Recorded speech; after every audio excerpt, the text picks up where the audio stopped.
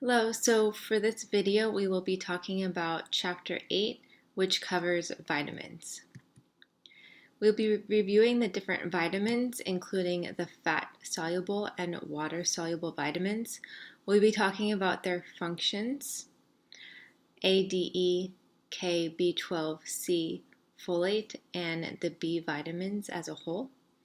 We'll be talking about their deficiency symptoms and also the RDA. So you can see here primary characteristics of the fat-soluble versus water-soluble vitamins. Fat-soluble vitamins are stored at higher levels in the body.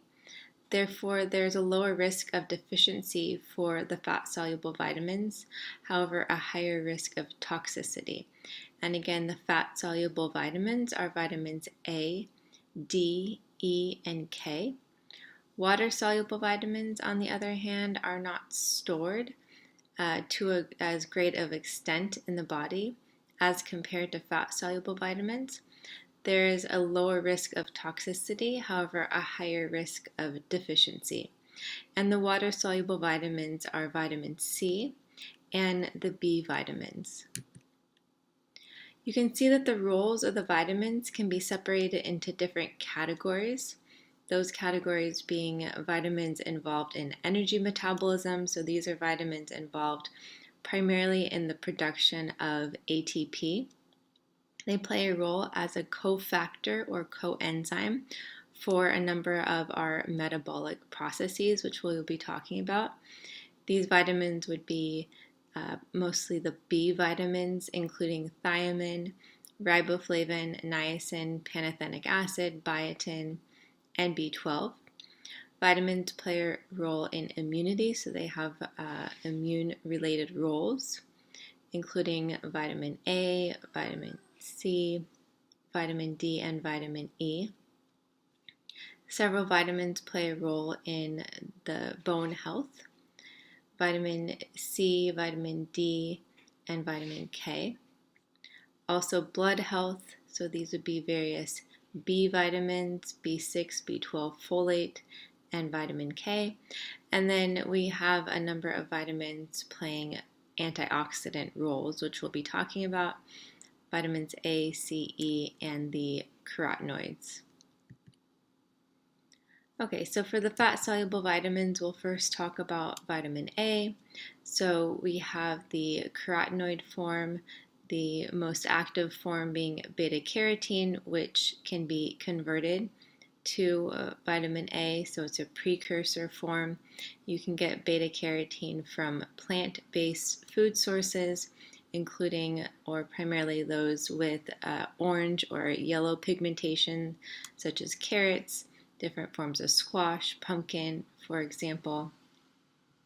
The active forms of vitamin A in the body would be primarily retinoic acid, retinol, and retinal. Retinoic acid plays a hormone-related role. It's involved in gene expression, which is making protein from DNA templates. The retinol form of vitamin A is involved in vision or related to eyesight. There are two roles of retinol. It's involved in light perception at the retina and the maintenance of a healthy cornea. Retinol, the OL form, this is the form that is stored in the liver, and it can be converted to the two other active forms. We can see major functions of vitamin A would include roles involving eyesight, epithelial cell health, growth, and cell differentiation. And just to clarify cell differentiation, here is the ability for cells to develop to perform a specific function. So a cell differentiating goes from an immature form of the cell to a more developed and mature form of a cell. And in the mature form, it's developed to play a specific role or have a specific function. This slide talks in more detail about the role of vitamin A in eyesight, specifically at the level of the retina. So you can see it is the retinol form of vitamin A that is involved here in the compound 11-cis retinol. We see that 11-cis retinol joins with the protein called opsin to form rhodopsin, which is involved in vision. Inadequate levels of vitamin A status is linked to night blindness due to a disruption of this process in the retina. Vitamin A deficiency also hinders vision due to a dryness or thickening of the cornea called xerosis or xerophthalmia. So there is a hardening of the cornea, which is due to an accumulation of a protein called keratin. And we can see that keratinization here, this thickening. Keratin is the same protein that provides toughness in hair and fingernails. So this would be one symptom of a vitamin A deficiency. We see others being night blindness, also effects to immune system function. Vitamin A is needed for regulation of the genes involved in immunity. We see various outcomes related to growth. So vitamin A is essential for normal growth of bones and teeth. We see toxicity is linked to overstimulated growth, bone abnormalities, birth defects. So vitamin A deficiency is not common in the United States. However, in developing countries, severe deficiency affects 3 to 10 million children worldwide, where we see that they suffer from blindness or night blindness, diarrhea, appetite loss, and reduced food intake. Supplementation among these populations may offer some protection against complications such as infections, conditions including malaria, HIV, lung disease, etc. So again, vitamin A deficiency or severe deficiency is not a huge concern here in the States. However, it is a very large concern in developing countries and worldwide. We see here various food sources rich in vitamin A. So the plant-based sources would be those sources providing carotenoids, specifically beta carotene. We see those that are orange or yellow, such as sweet potato. Here would be very strong sources or rich sources of vitamin A. We also see that spinach and kale, the green leafy vegetables, would be rich in vitamin A. And then for the animal sources, the richest source of vitamin A would be liver.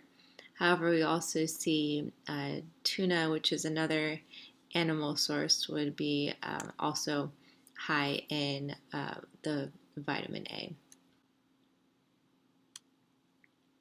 We see the RDA for vitamin A is 900 micrograms of retinol activity equivalents for males and 700 micrograms for females. Since food sources can vary so significantly in their amount of vitamin A, we would average vitamin A intake over a period of a month versus daily or even weekly to get a representative intake of vitamin A. So vitamin D is the next nutrient that we'll be talking about. The role of vitamin D is primarily to regulate serum calcium levels. So it's involved in either increasing or decreasing serum calcium and maintaining it within a tight range within the blood. It does this at various body sites, specifically at the small intestine, the kidney, and the bone. So we'll talk a little bit more about how vitamin D plays a role in regulating serum calcium at the level of the small intestine as it affects calcium absorption, at the kidney as it affects calcium excretion, and at the bone as it affects calcium demineralization from the bone. There are various forms of vitamin D that we have and we see here. So the form that we would either consume through food sources or get from the sun would be what is called the 7-dehydrocholesterol, is the form that is converted from at the level of the skin from the sun. The form that that's converted to and the form that we consume is called cholecalciferol. And vitamin D3 is the form that we get from animal-based sources such as dairy, whereas D2 is the form that we primarily get from plant-based sources. These forms then are converted in the liver to what's called the functional form of vitamin D, which is 25-hydroxy vitamin D3. And so this conversion process again occurs at the liver, and this is called the functional form of vitamin D. The functional form is then converted to the active form of vitamin D in the kidney, which is called 1,25-dihydroxy vitamin D, or calcitriol, and this is the active form. So again, we have regulation of serum calcium occurring by vitamin D at the level of the small intestine, the kidney, and the bone. So active vitamin D will play a role at the level of the DNA to synthesize proteins involved in the absorption of calcium. So what vitamin D does, the active form called calcitriol, will bind to its receptors within the nucleus of the intestinal cell and increase the synthesis of proteins involved in calcium absorption. So it will increase calcium absorption at the small intestine. It does something similar at the kidney, so it binds to its receptors in the nucleus of the renal cell to increase protein calcium, so it decreases calcium excretion or promotes the reabsorption of calcium so that calcium excretion is lower. And then at the level of the bone, it also binds to receptors at the level of the nucleus of bone cells, and it promotes the demineralization of bone, which then promotes the movement of calcium from bone into the blood. So each of these factors are involved in increasing serum calcium when serum calcium is low. Vitamin D deficiency is associated with two conditions. One is called rickets, and this is a condition occurring in children. The other is called osteomalacia, and this is a condition occurring in adults. And so both of these are related to the deficiency or low vitamin D status, and it is related to the integrity of the bone. So with rickets and osteomalacia, the bone is soft, brittle, and flexible. There are factors affecting vitamin D synthesis and vitamin D status. Each of these can affect the utilization of vitamin D and vitamin D needs.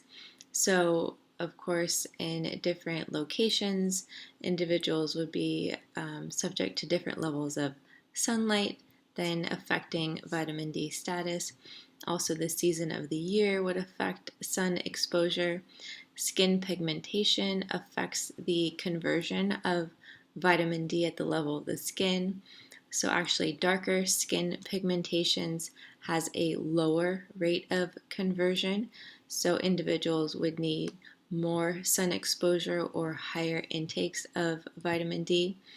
And also the time of day would affect your sunlight and exposure to the sun. Sun exposure is very important because very few foods actually are naturally rich in vitamin D. So it can help to get your vitamin D from the sun and exposure to the sun, because we see here that a number of foods are going to be low in vitamin D. There are few naturally rich sources of vitamin D. However, you do want to encourage intake of vitamin D rich foods such as dairy foods, low fat dairy, milk. We'll see that some yogurt would also be fortified with vitamin D. Salmon is going to be a food source naturally high in vitamin D. Another food source not listed here would be mushrooms. So mushrooms exposed to sunlight will also, interestingly, be a rich source of vitamin D. Needs for vitamin D increase with age, and therefore older adults will need up to 800 international units per day. Well, we talked about vitamin D playing a role in the regulation of serum calcium. Preliminary research also shows potential associations between vitamin D and reducing risk of certain chronic diseases such as cardiovascular disease, some cancers, inflammatory conditions, and autoimmune disorders. Okay, so we'll now talk about vitamin E. Vitamin E is an antioxidant vitamin.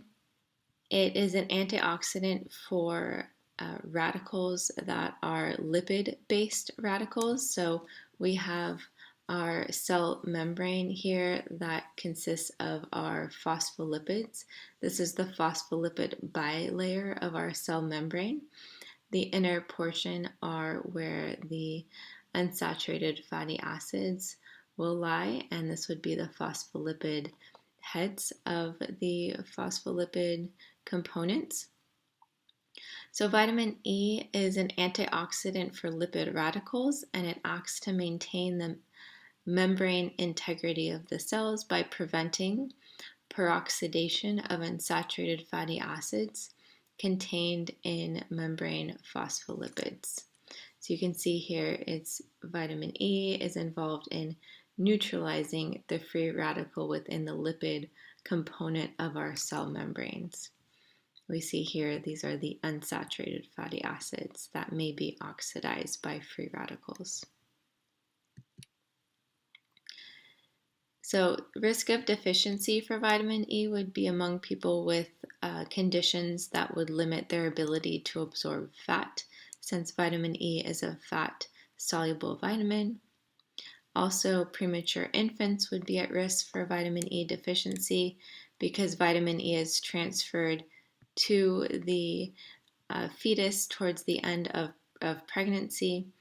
Without sufficient vitamin E, cells may risk rupture and the infant could become anemic. Diseases of the liver, the gallbladder, or pancreas may also affect the absorption of vitamin E. Symptoms of deficiency would be loss of muscle coordination, impaired vision, or speech. We see here various food sources of vitamin E. So largely foods rich in vitamin E would be those higher in fat. So we see some seeds and oils would be richer in vitamin E. This cereal is going to be a fortified source, so this would be fortified with vitamin E, which means vitamin E is added to the food. But naturally we see vitamin E found in nuts, seeds, and oils. For example, almonds would be particularly rich in vitamin E. The RDA for males and females would be 15 milligrams per day. And so that would be the RDA. Okay, so next we have vitamin K. Vitamin K is another fat-soluble vitamin, and it plays a role in promoting blood clotting, which is the thickening of blood. It actually does this with calcium by activating what are called clotting factors, so factors that would be promoting blood clotting. Vitamin K and calcium work together to do this. One of the clotting factors would be called thrombin, and it does this by activating prothrombin, which converts prothrombin to thrombin. Thrombin then activates a clotting factor called fibrin by promoting the conversion of fibrinogen to fibrin. When fibrin is available, then a clot is formed. We see here using threads of fibrin, the protein that traps blood cells, platelets, and fluid. So vitamin K promotes blood clotting. Deficiency of vitamin K is rare. However, a dose of vitamin K is given to infants at birth to prevent excessive bleeding. Toxicity of vitamin K may induce the breakdown of red blood cells, which may color the skin yellow. However, again, deficiency is rare. We see foods here rich in vitamin K are green leafy vegetables. So the highest sources of vitamin K would be foods such as spinach, kale, broccoli. We also see Brussels sprouts. Among individuals with heart disease who may need to take a medication that promotes the thinning of blood, they actually will need to regulate their intake of foods rich in vitamin K because these foods promote blood clotting. So individuals on certain medications that affect the thickness of blood will again need to regulate their intakes of certain foods rich in vitamin K. We see the the AI for vitamin K for males is 120 micrograms per day. The AI for females is 90 micrograms per day. Next, we'll talk about the water-soluble vitamins, including vitamin C and the B vitamins. The water-soluble vitamins, again, dissolve in water. We'll talk about the various food sources, and we mentioned previously that the water-soluble vitamins are not stored as readily as the fat-soluble vitamins. Therefore, there will be a lower risk of toxicity, but a potentially higher risk of deficiency. Okay, so first we'll talk about vitamin C. Vitamin C is a vitamin that largely plays a role in the formation of collagen. Collagen is a structural protein that is a part of many of our tissues that make up skin, ligaments, tendons, bone. So it's an integral protein of our tissues. So vitamin C promotes the formation of collagen. Vitamin C also has an antioxidant role. So it helps to defend our bodies against oxidation and combating free radicals. So it also protects iron from oxidation and promotes the absorption of iron. Interestingly, very high intakes of vitamin C may potentially have an opposite effect by acting as a pro-oxidant. The deficiency of vitamin C is involved or associated with reduced collagen formation. So if we have inadequate intakes of vitamin C and low vitamin C status, that will affect, again, the formation of collagen, which may result or could result initially in the bleeding of gums. And this condition would be called scurvy. So scurvy is a condition where one's gums become swollen and may bleed. Also with scurvy, something called a pinpoint hemorrhage may appear on the skin. So you can see symptoms of scurvy would be bleeding gums and also a condition called pinpoint hemorrhages on the skin, which could indicate some internal bleeding. We see food sources of vitamin C. So many fruits and vegetables will be rich in vitamin C. So we see oranges, grapefruit, strawberries are going to be very high in vitamin C. Red peppers, Brussels sprouts, fortified cereal. It is interesting to note that when we think of vitamin C, we often think of an orange as being very rich in vitamin C, which it is. However, a cup of red bell peppers actually contains more than twice the amount of vitamin C than a medium orange. So, while an orange is a good source, there are other foods that would be potentially even richer sources of vitamin C. The RDA for vitamin C is 90 milligrams for males and 75 milligrams per day for females.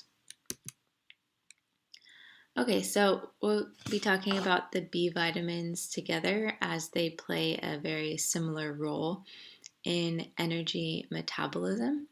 So B vitamins will function as part of a coenzyme. So they combine with an enzyme to activate them. So they are helpers of enzymes that are involved in reactions and processes involved in the production of ATP, which helps the body use the energy yielding nutrients for energy so that we can do work in our body. We see again an enzyme that is inactive. When it combines with a vitamin coenzyme, such as one of the B vitamins, then we get an active enzyme. So we see the B vitamins that play a role in energy metabolism that act as a coenzyme or a cofactor. We see the vitamin and then their coenzyme form. So there will be a vitamin form, but then there will be an active or coenzyme form of that vitamin. So for thiamine, the coenzyme form is TPP. For riboflavin, the coenzyme form is FAD or FMN. For niacin, it would be NAD or NADP. For vitamin B6, it would be PLP. For folate, it would be THF. For pantothenic acid, it would be coenzyme A. Biotin is biotin, and then also B12. We can see the various nutrients that play a role in protein metabolism, carbohydrate metabolism, and lipid metabolism. So for protein metabolism, PLP, actually, which is vitamin B6, is the main nutrient involved in many of the processes of protein and amino acid metabolism. However, niacin and folate and B12 also are involved in protein metabolism. For carbohydrate metabolism, we see thiamine, we see riboflavin, niacin, pantothenic acid, and B12, largely involved in carbohydrate metabolism. And then for lipid, we have riboflavin, niacin, pantothenic acid, and B12. So for deficiencies that affects many of the cells in the body, we see for deficiencies symptoms of many of the B vitamins would be muscle wasting, lethargy, fatigue.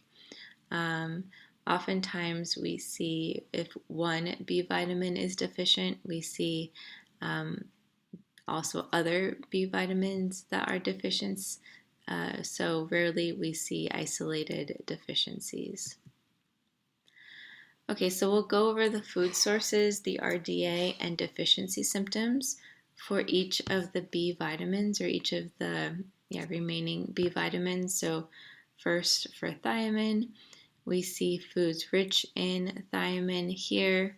So many plant-based and fruits, vegetables, and grains. We see a fortified cereal, tortilla, wheat germ would be rich in thiamine. Also various vegetables such as peas, squash, oranges, orange juice, and then ham would be another source that would be rich in thiamine. The RDA is 1.2 milligrams for males and 1.1 milligrams per day For females, the main deficiency condition is called beriberi. So beriberi is a condition of thiamine deficiency associated with muscle wasting and edema. Next we have riboflavin.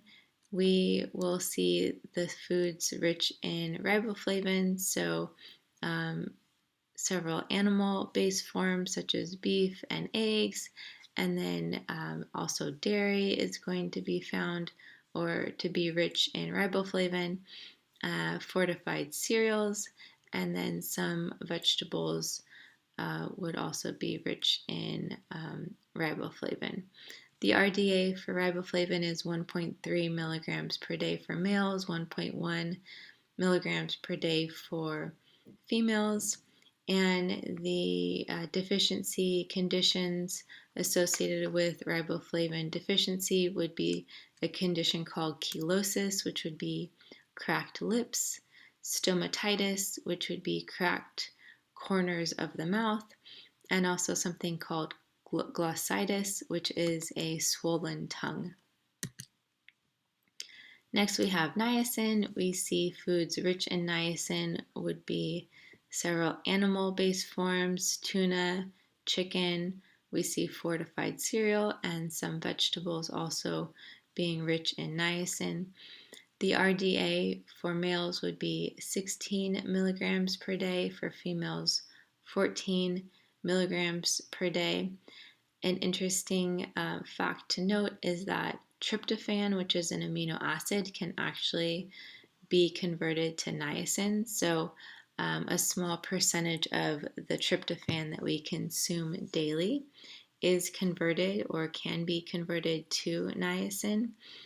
The deficiency condition associated with low niacin status is called pellagra, which is a condition of dermatitis. It's called the 4Ds: dermatitis, dementia, diarrhea, and death.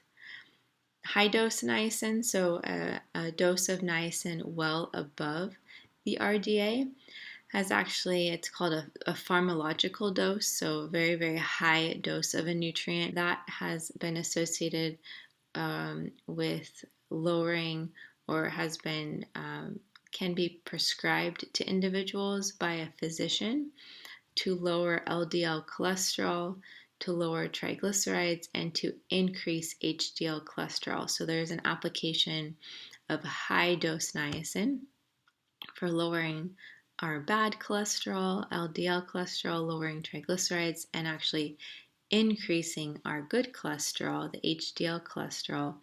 One side effect of very high dose niacin, however, is something called flushing, where you get, with very high intakes, the pharmacological dose, a flushing of the cheeks and just a feeling of overall warmth would be a side effect of that. Okay, next we have folate. So folate is involved in addition to roles in energy metabolism, helping to synthesize our DNA. It's involved in amino acid metabolism and reducing the risk of neural tube defects in pregnant women. It would be, the intake would be among pregnant women, but it would be reducing the neural tube defects in their developing fetus. So deficiencies would be associated with anemia, effects to immune system function, and can lead to abnormal digestive function. Deficiency can result from consuming low folate or from illnesses that may impair its absorption or increase the excretion of folate. Medications such as antacids or aspirin can also interfere with the use of folate in the body. Folate has actually been added to grains, grains produced in the United States or manufactured in the United States to reduce the prevalence of neural tube defects. One such defect is called spina bifida. So it's an incomplete closure of the membranes around the spinal cord in an infant. It's associated with folate deficiency. So the fortification of grains with folate was to aid in the prevention of this condition. And since 1998, the neural tube defects has gone down about 30%. We see here food sources rich in folate. So again, we see fortified grains, various vegetables, especially green leafy vegetables such as spinach, also broccoli and asparagus, and then various animal sources such as liver. We also see lentils, some fruits, and dairy. The RDA for folate is 400 micrograms per day for adult males and females. Next, we see vitamin B12. So for vitamin B12, it is a nutrient found naturally in animal foods only. So it may be fortified in plant-based foods, but it's only found naturally in animal foods. So individuals that are strict vegan may need to supplement their diet with B12. We see food sources, again, rich in B12, which would be animal sources such as dairy and various protein foods. And so mostly found in animal sources. Liver would obviously be very high in B12. Also baked clams would be a very, very rich source. But we also see fortified cereals containing vitamin B12. The absorption of vitamin B12 is dependent on a protein called intrinsic factor. This intrinsic factor is something that may lower with age. Therefore, individuals who are elderly individuals may be at higher risk deficiency as well. Deficiency of vitamin B12 may be masked by folic acid intake, and deficiency is associated with anemia. We see that the RDA for B12 is 2.4 micrograms per day. Vitamin B6 is involved in over 100 reactions of amino acid and protein metabolism. So we said the cofactor form PLP is the main cofactor for amino acid and protein metabolism. We see food sources, so various plant and animal-based sources and fortified cereal. And we have the RDA for B6 being 1.3 milligrams. Okay, we have pantothenic acid. Pantothenic acid plays a role. The cofactor form is coenzyme A. It plays a role in various processes involved in energy metabolism, promoting ATP production. We have foods rich in pantothenic acid. We have liver, again, being a high source, various sunflower seeds, various other plant and animal sources, and then also fortified cereal. The AI for pantothenic acid is 5 milligrams per day. Lastly, we have biotin.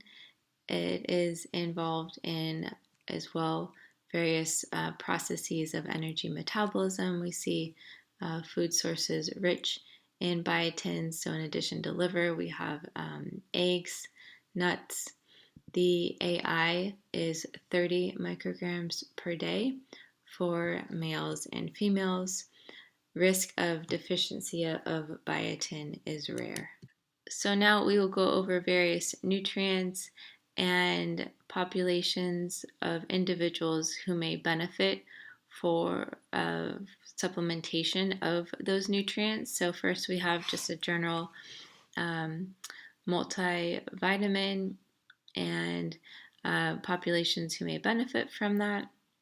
those consuming just overall low intake, so low calorie intake, which means that they're not consuming as many foods and varieties of foods, so they may not be getting the adequate amounts of their vitamins. People with unbalanced diets or inadequate diets, for example, those with food insecurity, therefore not getting enough food intake, or children who are picky eaters. Those with malabsorption, especially that would affect the fat soluble vitamins, or people that take medications that may affect the absorption of their nutrients. Those who take in high intakes of alcohol may be at risk for deficiency of certain B vitamins. Those women of childbearing age may need higher intakes of folic acid. Those older adults and vegans may benefit from B12 supplementation. Individuals who smoke, who therefore would have potentially higher oxidation within their cells, as a result, may benefit from higher intakes of vitamin C, which is an antioxidant. Those who may benefit from vitamin D supplementation are those who are not getting enough vitamin D from food sources or from the sun. Vegans may also benefit from vitamin D supplementation. Those who may benefit from vitamin E would be those who have a low-fat diet, since E is a fat-soluble vitamin.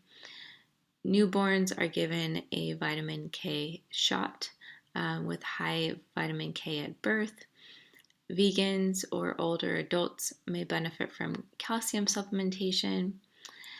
For iron, vegans, women who are pregnant, or women with excessive bleeding, especially during menstruation, may benefit from iron supplementation, and vegans may also benefit from supplementation of zinc. Okay, so that concludes the review of vitamins for Chapter 8, and we will next be talking about water, the regulation of fluid balance, and minerals from Chapter 9.